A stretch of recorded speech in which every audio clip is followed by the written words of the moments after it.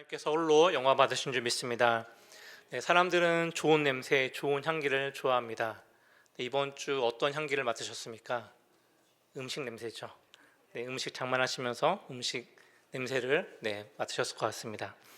많은 사람들은 좋은 냄새, 좋은 향기를 좋아합니다. 왜 그럴까요? 바로 그 좋은 향을 맡으면 기분이 좋아지기 때문입니다. 그리고 사람들은 좋은 향이 나는 사람들에게 매력을 느끼기도 하고 관심을 가지기도 합니다. 누구나 누군가에게 이 좋은 냄새, 기분이 좋아지는 향기를 품고 싶어 합니다. 성도님들은 어떤 향기를 좋아하십니까? 장미향을 좋아하십니까? 아니면 비누향을 좋아하십니까? 여러 가지 향이 있을 것입니다. 사람은 누구나 자신이 좋아하는 향을 뿜어내기를 원합니다. 그 향을 다른 사람들이 알아주기를 바랍니다. 그리고 그 향기는 그 사람의 특정한 것이 되기도 합니다. 그래서 가수 장범준의 노래 중에서 흔들리는 꽃들 속에서 내 샴푸 향이 느껴진 거야 라는 노래 제목, 가요가 있습니다. 처음 가사가 흔들리는 꽃들 속에서 내 샴푸 향이 느껴진다로 시작합니다. 흔들리는 꽃들 속에서 나야 되는 냄새는 꽃내음이죠. 그 꽃이 가지고 있는 그 꽃만의 향기가 나야 되는데 그 꽃들 속에서 내가 좋아하는 사람의 이 샴푸 향이 느껴진다는 것입니다. 그 향이 지나가거나 또 익숙한 향을 맡으면 그 사람이 생각나고 떠오르는 것과 같습니다. 또는 나의 뇌리에 꽂혀있는 이 향이 있으면 그 향에 대해서 우리는 민감하게 반응하게 됩니다. 이것이 이 땅을 살아가는 우리들의 모습입니다. 그럼 이 땅에서 그리스도인으로 살아가는 우리는 어떠해야 할까요? 어떤 냄새, 어떤 향기를 뿜어내야 할까요? 바울은 우리 그리스도인을 향해서 그리스도의 향기다라고 말씀해 주고 있습니다. 우리는 예수 그리스도의 향기다라고 말합니다. 그러면 우리는 날마다 우리의 삶에서 그리스도의 향기를 뿜어야 하는 것입니다. 이 사실을 기억하면서 오늘 말씀을 함께 나누고자 합니다. 오늘 본문을 보게 되면은 항상 우리를 그리스도 안에서 이기게 하시고 우리로 말미암아 각 처에서 그리스도를 아는 냄새를 나타내시는 하나님께 감사하노라라고 말하고 있습니다. 바울은 우리를 그리스도 안에서 항상 이기게 하시고 우리로 인하여서 우리가 있는 각 처에서 예수 그리스도를 아는 냄새를 나타내게 하시는 하나님께 감사함으로 말하고 있습니다. 이 바울의 표현은 당시 로마 제국에 살고 있는 모든 사람들이 이해하고 있는 그리고 이해가 되는 표현이었습니다. 당시 로마는 이 황제나 장군이 전쟁에 나가서 이기고 돌아오면은 이 많은 전리품을 앞세워서 자신들의 승리를 축하하는 기념하는 개선 행렬을 하였습니다. 이 행렬은 로마에 있는 이 제우스 신전에까지 이어졌는데 그곳에 도착할 때까지 그들은 자신들의 주신인 이 제우스에게 향기를 뿜어내는 이 향을 계속해서 태웠습니다. 이렇게 태워진 그 향은 로마 도시 전체로 가득 메웠습니다. 그들의 행렬이 이어지는 곳에는 이 향이 계속해서 나타났던 것입니다. 그래서 이 향기는 승리한 로마인들에게는 승리와 기쁨과 그리고 이 생명의 향기였습니다. 하지만 반대로 전쟁에 패하여서 포로가 되고 전리품으로 또 노예로 잡혀온 이방인들에게는 이 죽음의 냄새와 같았습니다. 바울은 당시 로마에서 늘상 봐왔던 그리고 그들에게는 익숙한 이 냄새, 향기라는 표현을 사용하므로 당시 로마 제국에 거주하는 예수를 주로 고백하는 유대인들과 또 헬라인들에게 그리스도인으로서 어떻게 살아갈 것인가에 대해서 말해주고 있는 것입니다. 즉 세상이 힘들고 제국이 우리를 박해한다 할지라도 승리자라는 사실을 잊지 말라는 것입니다. 승리자로서 이 땅을 살아가라라고 권면하고 있는 것입니다. 바울은 이미 승리하신 예수님에 대해서 증거하고 있습니다. 요한복음 16장 33절 말씀 보게 되면 예수님께서 이미 이 승리를 선포하고 있습니다. 같이 한번 읽어보겠습니다. 이것을 너희에게 이르는 것은 너희로 내 안에서 평안을 누리게 하려 함이라. 세상에서는 너희가 환난을 당하나 담대하라. 내가 세상을 이기었노라. 아멘. 예수님께서는 이미 세상에 대해서 이 승리하신 분이심을 선포하고 있습니다. 그는 우리를 위해서 이 죄에서 구원하시기 위해서 세상과 싸워 이기신 분이시며 사망 권세를 무찌르시고 승리하신 분이십니다. 그렇기 때문에 예수님을 믿는 모든 주의 백성들, 하나님의 자녀들은 모두가 예수 그리스도 안에서 승리한 자입니다. 우리가 잘나서, 우리가 대단해서, 우리가 힘이 있어서 승리한 것이 아님을 우리는 반드시 기억해야 합니다. 우리가 세상에 대해서 승리한 것은 내가 위대해서가 아니라, 내가 가진 것이 많아서가 아니라 바로 예수 그리스도 안에서 예수님과 연합했기 때문입니다. 예수님 안에 있기 때문에 예수님께서 차지하신, 이미 승리하신 그 승리를 얻게 되는 것입니다. 예수님도 우리에게 계속해서 말씀하신 것이 나의 안에 거하라 라고 말씀하십니다. 예수님 안에 거할 때에, 예수님과 연합할 때에 우리는 예수님의 승리를 얻게 되며 이 승리의 행렬에 동참하게 되는 것입니다. 바울은 이 사실을 고린도 교회 교인들에게 전하고 있습니다. 그리고 그리스도를 아는 냄새를 우리가 거하는 그곳에서 뿜어내야 한다라고 말해주고 있습니다. 이것은 예수님을 아는 지식이 퍼져나가야 함을 우리에게 말해주는데, 바울은 자신이 가는 곳, 자신이 거하는 곳, 또 그가 서 있는 그곳에서 예수 그리스도의 복음을 전했습니다. 로마서 15장 18절과 19절 말씀 보게 되면은 그리스도께서 이방인들을 순종하게 하기 위하여 나를 통하여 역사하신 것 외에는 내가 감히 말하지 아니하노라. 그 일은 말과 행위로, 표적과 기사의 능력으로, 성령의 능력으로 이루어졌으며, 그리하여 내가 예루살렘으로부터 두루 행하여 일루리곤까지 그리스도의 복음을 편만하게 전하였노라. 바울은 예루살렘으로부터 시작하여서 지금의 이 터키와 이 소아시아인 일루리곤, 그리고 유럽의 시작인 빌립보를 비롯해서 그리스 전역에 두루다니며 복음을 편만하게 전파하였습니다.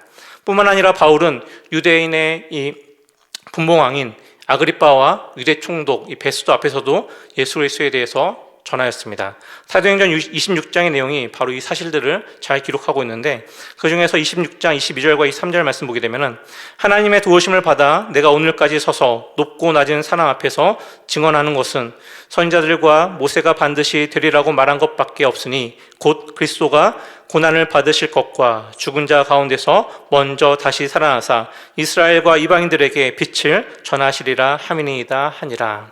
아멘. 바울이 전한 것은 이 구약에서부터 기다리고 기다렸던 이 메시아가 이 땅에 오셨고, 그 메시아가 바로 예수 그리스도이시며, 그는 고난을 받고 죽으시고 부활하셔서 모든 자들에게 빛으로 임하였다는 사실입니다. 그러면서 왕과 총독도 자신이 이렇게 결박된 것 외에는 자신과 같이 되기를 하나님께 원한다라고 말합니다.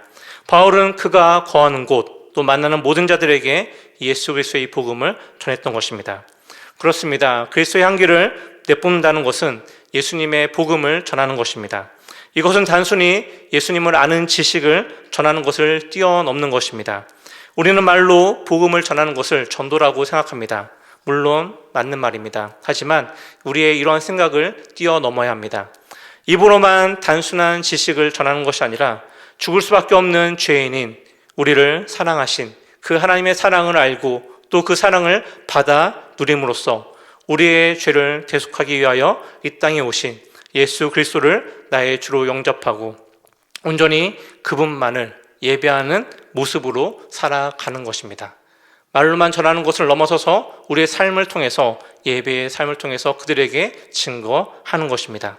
우리가 향수를 뿌리면은 사람들에게 나 향수 뿌렸어라고 말하지 않아도 은은하게 그 향이 퍼져나가는 것처럼, 그래서 그 향을 좋아하는 사람들이 와서 무슨 향수를 뿌렸는지 물어보는 것과 같은 것입니다. 내가 따로 말하지 않아도 우리의 삶을 통해서 예수님의 모습이 나타나야 되고, 그 모습을 통해서 정말 예수님의 향기로 살아가는 자들이구나 라는 것이 이 땅 가운데에 증거되고 증명돼야 되는 것입니다. 우리는 우리의 삶에서 자연스럽게 이 예수 그리스도의 향기를 내뿜어야 합니다. 바울은 어디를 가든지 그리스도의 향기를 퍼뜨렸던 자입니다. 그리고 그리스도인으로서 살아가는 자들에게 그리스도의 향기라고 말하면서 그들도 당연히 뿜어내야 하는 것이 세상의 향기가 아니라, 세상의 냄새가 아니라 예수님의 향기라고 말하고 있습니다. 이렇게 가는 곳마다, 거하는 곳마다 예수 그리스도의 향기를 뿜어내는 이 바울에 대해서 하나님은 기뻐하셨습니다. 하나님께서 오늘도 우리를 향해서 동일하게 기뻐하십니다. 바로 우리가 예수 그리스도의 향기를 뿜어낼 때 더욱더 기뻐하시기 때문입니다. 우리의 삶을 돌아보면서 나는 정말 이 향기를 뿜어내고 있는지 다시 한번 돌아보시기를 간절히 소망합니다. 그럼 이 그리스도 향기는 누구나 다 똑같이 좋아하는 향기일까요? 네, 그렇진 않습니다. 예수 그리스도의 향기는 이 양면성을 가지고 있습니다. 즉, 이 향기는 생명의 향기와 죽음의 냄새를 동시에 가지고 있는 것입니다. 그래서 바울은 이 본문 16절에서 그리스도의 향기, 이 향기에 대해서 양면성인 사망에 이르는 냄새와 생명에 이르는 냄새로 표현하고 있습니다. 그래서 16절 말씀을 보게 되면은 이 사람에게는 사망으로부터 사망에 이르는 냄새요, 저 사람에게는 생명으로부터 생명에 이르는 냄새라 누가 이 일을 감당하리요 라고 말해주고 있습니다. 이 16절의 표현은 냄새의 특성과 결과를 나타내주고 있습니다. 이 사망의 냄새는 이 치명적인 것으로서 그 냄새를 맡는 사람은 어떻게 될까요? 네, 죽게 되겠죠. 네, 치명적인 냄새를 내는 이 향, 이걸 맡으면 죽게 됩니다. 반대로 이 생명의 냄새를 맡으면 어떻게 될까요? 네, 살아나겠죠. 이것이 동일한 의미를 가지고 있습니다. 그래서 당시 랍비들은 이러한 표현을 자주 사용했는데 율법이 생명의 냄새 또는 이 사망의 냄새가 된다라고 가르쳤습니다. 여기서 말하는 이 사망의 냄새와 생명의 냄새는 단순히 냄새만을 말하지는 않습니다. 이 사망한 자에게서 나는 독한 냄새를 말하며 생명을 얻은 자에게서 나는 좋은 향기를 말하는 것입니다.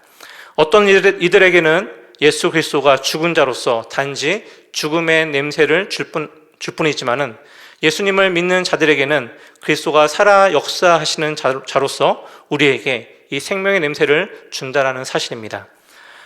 그리스도와 그의 복음은 사역자들이나 믿는 자들 그리고 그리스도인들에게는 생명의 원천이 되지만은 믿지 않는 자들에게는 죽음의 원천이 될 뿐입니다. 그러면서 누가 이 일을 감당할 수 있겠냐라고 묻습니다. 이 일은 세상이 절대로 감당할 수 없습니다.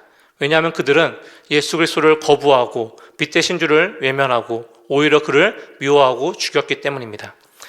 예수 그리스도를 대하는 세상의 모습은 그때나 지금이나 동일합니다. 그들은 그들 안에 이 죄와 사망밖에 없기 때문에 이 향기가 아닌 이 죽음의 냄새, 이 사망의 냄새로만 맡을 뿐입니다. 그들 안에 있는 것이 그들을 대변하며 그들을 나타냅니다. 죄와 죽음이 그들 안에 있기 때문에 그들이 맡고 낼 수 있는 것은 오직 죽음밖에 없다는 것입니다. 이러한 모습이 오늘 우리에게도 있지 않은지 다시 한번 살펴봐야 할 것 같습니다. 예수를 믿는다라고 고백하지만은 하나님을 믿는다라고 말하지만은 여전히 우리는 죽음의 냄새를 내뿜고 있지 않은지, 우리의 말을 통해서 우리의 행동을 통해서 우리가 보여주고 있는 삶의 모습을 통해서 죽음을 품고 있지 않은지를 다시 한번 돌아봐야 될 것 같습니다. 근데 이러한 모습들은 이 바울이 전도 여행을 하면서 날마다 대면했던 모습들입니다. 즉 복음을 전할 때의 반응과 동일합니다. 복음을 전하면은 그곳에는 항상 이 두 가지 반응이 일어났습니다. 하나의 반응은 복음을 듣고 계속해서 이 주의 말씀을 듣고 싶어하는 이 마음이 일어나면서 또 복음을 받아들이고 구원을 얻은 자들의 모습이었고, 다른 하나의 반응은 복음을 듣고도 바울을 조롱하며 또 핍박하며 내쫓는 자들이었습니다. 그리고 예수님을 부인하는 자들의 모습입니다. 이들에 대해서 바울은 이 고린도전서 1장 18절에서 이렇게 말해주고 있습니다. 십자가의 도가 멸망하는 자들에게는 미련한 것이요 구원을 받는 우리에게는 하나님의 능력이 됨이라. 또한 고린도전서 1장 23절에서도 우리는 십자가에 못 박힌 그리스도를 전하니 유대인에게는 거리끼는 것이요 이방인에게는 미련한 것이로되 라고 말하고 있습니다. 믿는 자와 믿지 않는 자의 이 반응에 대해서 분명하게 말해주고 있습니다. 또한 베드로전서 2장 8절에서도 베드로 사도는 이 믿는 자와 믿지 않는 자에 대해서 이렇게 말해주고 있습니다. 그러므로 믿는 너희에게는 보배이나 믿지 아니하는 자에게는 건축자들이 버린 그 돌이 모퉁이의 머릿돌이 되고 또한 부딪히는 돌과 걸려 넘어지게 하는 바위가 되었다 하였으리라. 그들이 말씀을 순종하지 아니함으로 넘어지나니 이는 그들을 이렇게 정하신 것이라. 예수 그리스도는 믿는 자들에게는 이 그리스도가 모퉁이의 머릿돌이며 구원의 반석이 되지만은 믿지 않는 자들에게는 부딪히는 돌과 발에 거치는 바위밖에 되지 않는 것입니다. 복음도 이와 같습니다.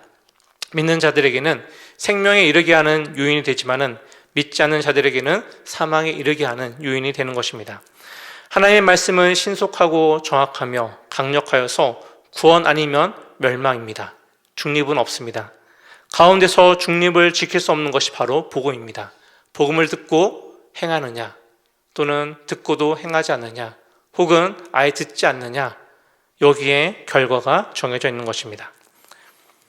그래서 성경은 우리 인간의 특성을 그래서 잘 말해주고 있는데, 요한복음 3장 19절 말씀들을 보게 되면은 그 정죄는 이것이니 곧 빛이 세상에 왔을 때 사람들이 자기 행위가 악함으로 빛보다 어둠을 더 사랑한 것이라. 이 땅을 살아가는 모든 사람들의 모습이 이와 같습니다. 예수님을 영접하는 자가 있는 반면에 오히려 예수님을 거부하고 부인하고 오히려 악을 행하는 자들입니다. 세상의 빛으로 오셨음에도 불구하고 죄인인 우리들은 우리의 악한 행위 때문에 이 빛을 미워하고 어둠을 더 사랑하는 것입니다. 마치 내가 가지고 있는 경험과 내가 가지고 있는 지혜와 이성을 가지고 하나님을 판단하고 예수님을 판단하고 그것을 재가면서 행하는 모습들이 아마 이와 같을 것입니다. 그렇게 그리스도의 복음에 대해서 거부하는 모습들이 당연하다고 우리는 또한 볼 수 있을 것입니다. 이러한 자들에게 예수님께서는 말씀하십니다. 요한복음 15장 22절 말씀 같이 읽어보겠습니다. 내가 와서 그들에게 말하지 핑계할 수 없느니라. 아멘. 복음을 거부하는 자들에게 예수님께서는 차라리 이 복음을 듣지 않았던 것이 훨씬 더 나았을 것이다 라고 말씀하십니다. 하지만 이 복음을 듣는 순간 그들은 자신의 죄를 핑계치 못하게 됩니다. 이러한 반응은 비단 그들만이 아닙니다. 오늘을 살아가는 우리에게도 언제든지 나타날 수 있는 모습들입니다. 이러한 반응들, 특히 복음을 거부하는 반응을 마주하게 되면 우리는 이 복음을 전하기를 두려워하기도 합니다. 내가 그리스도인이라고 말하기도 어려워합니다. 그래서 자연스럽게 내가 그리스도인이 아닌 것처럼 행동하기도 합니다. 나는 그리스도인이야 라고 말도 안 하면서 그렇다고 나는 그리스도인이 아니야 라고 말하지도 않습니다. 그냥 그렇게 자연스럽게 세상 사람들과 똑같이 그 속에 묻혀서 살아가게 됩니다. 그럼에도 우리가 다시 한번 이 땅에 또 하나님께 소망을 둘 수 있는 것은 그럼에도 불구하고 우리를 그리스도인으로서 그리스도의 향기로서 향기를 드러내며 그리스도의 복음을 전해야 한다는 것입니다. 그렇게 하도록 하나님께서 우리를 붙들고 있다는 것에 우리는 소망을 둘 수가 있는 것입니다. 즉, 이 땅을 살아가는 자들, 구원받는 자들이나 망하는 자들에게나 이 복음, 그리스도의 향기가 흘러가게 한다는 것입니다. 그들의 복음을 받아들이고 구원을 얻든지 거부하여서 멸망에 이르든지 전혀 상관할 것은 아닙니다. 하나님께서는 그들보다 더 기뻐하시는 것이 바로 우리 그리스도인들이며 그리스도의 향기를 내뿜는 우리의 삶을 더욱더 기뻐하십니다. 복음을 듣는 자가 그 복음을 받아들이고 또 죄를 회개하고 예수 그리스도를 나의 주로 영접하든지 영접하지 않든지 중요한 사실은 그들의 선택이 우리에게 있지 않다는 것입니다. 그들의 복음을 듣고 반응하는 것은 오직 성령님께 있습니다. 우리는 단지 살아가면서 향기를 내뿜으며 복음을 전하는 것입니다. 이 사실을 기억하며 우리의 삶에서 예수 그리스도의 향기로 온전하게 살아가기를 소망하며 우리의 삶이 날마다 생명으로부터 생명에 이르는 향기를 내는 삶이 되기를 간절히 소망합니다. 그럼 우리는 어떻게 살아가는 것이 예수 그리스도의 향기를 내뿜는 삶일까 한번 돌아봐야 될 것 같습니다. 먼저 우리가 잘 알고 있듯이 말씀을 가까이 하는 것입니다. 너무나 당연한 것이지만은 우리의 삶에서 당연하게 이루어지지 않는 것이 바로 말씀을 가까이 하는 삶입니다. 말씀을 알아야 예수 그리스도를 알게 되고 예수 그리스도를 알아야 그분을 전하게 되고 그분을 알아야 또한 그분의 말씀을 따라 하루하루를 살아갈 수 있습니다. 하지만 말씀을 모른다면은 예수님의 뜻을 알 수 없기 때문에 자연스럽게 죄악의 길로 가게 되고 우리는 예수 그리스도의 향기를 품을 수가 없게 됩니다. 때문에 우리는 매일매일 말씀을 묵상으로 하루를 시작해야 합니다. 어렵지만은 잠깐이라도 그 시간을 내고 하나님과 함께 하루를 시작해야 합니다. 우리는 우리가 말씀을 읽을 수 있을 때에 이 말씀을 가까이 하며 읽어야 합니다. 우리가 이것을 놓칠 때에 우리는 우리가 만든 내 안의 신을 따라가기 때문입니다. 마치 내가 정해놓은 그 신이 하나님인 것처럼 여겨지게 되고 그 신을 따라 우리의 삶을 살아가는 이 죄를 범하기 때문에 우리는 하나님의 말씀을 더욱더 가까이 하고 그 말씀의 삶을 살아가야 하는 것입니다.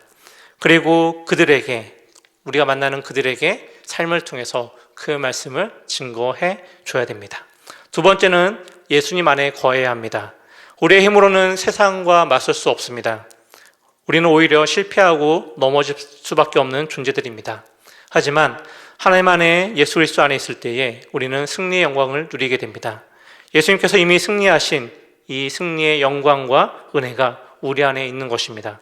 때문에 예수님 안에 거하기 위해서는 우리는 날마다 주의 말씀을 기억하며 그 말씀을 따라 살아가야 하는 것입니다. 예수님께서도 예수 안에 거하는 것에 대해서 하나님의 아버지의 말씀을 자신이 지킨 것처럼 우리도 예수의 말씀, 그 계명을 지키는 것이 바로 예수 안에 거한다라고 말씀해 주고 있습니다. 하나님의 말씀, 이 계명을 지키는 것이 예수님 안에 거하는 삶입니다. 이 사실을 기억하며 우리의 죄를 주님 앞에 내려놓고 온전히 예수 그리스도 안에서 말씀을 지킴으로 주께서 주시는 승리의 삶을 살아가는 우리가 되기를 간절히 소망합니다. 마지막 세 번째는 매일의 삶을 예배의 삶으로 살아가야 합니다. 구약시대에는 아침과 저녁으로 제사를 드렸습니다. 하루를 시작하면서 하나님께 예배 드림으로, 또 하루를 마칠 때는 하루를 돌아보면서 하나님께 예배 드림으로 일과를 마쳤던 것입니다. 이러한 예배의 삶이 우리의 삶에서도 동일하게 나타나야 합니다. 하루를 시작할 때에 말씀을 묵상하고 결단하며 오늘 하루도 말씀 안에서 살아가게 도와주시기를 하나님께 간구하며 시작해야 합니다. 그리고 하루를 말씀대로 살아가고 말씀의 한 절을 살아내기 위해서 부단히 노력해야 합니다. 그리고 하루를 마칠 때는 하루를 돌아보면서 오늘 죄를 범하지 않았는지, 내 안에서 죄가 일어나지 않았는지, 내 말과 행동이 죄를 범하지 않았는지를 돌아보면서 주님께 회개하고 우리의 무거운 짐들을 내려놓고 단잠을 주실 것을 간구해야 합니다. 그러할 때 우리의 힘으로 하는 것이 아닌 우리 안에 내주하시는 성령님께서 우리를 도와주시고 이끌어 주십니다. 우리의 삶에서 매일매일 이루어질 이 하나님의 일들, 하나님의 도우시는 손길과 인도하시는 손길을 바라보고 경험하며 살아갈 때에 우리의 모습을 보고 많은 사람들이 예수 그리스도의 향기를 느끼게 되는 것입니다. 그리스도의 향기인 우리는 말씀을 살아감으로, 말보다는 삶의 행동으로 그 향기를 뿜어내야 하는 존재입니다. 이 사실을 기억하시면서 우리의 삶에서 또 우리의 신앙의 여정에서 온전한 그리스도의 향기를 세상과 우리 주변에 있는 모든 자들에게 전하는 우리가 되고 또 올 한 해가 될 수 있기를 주님의 이름으로 축원합니다.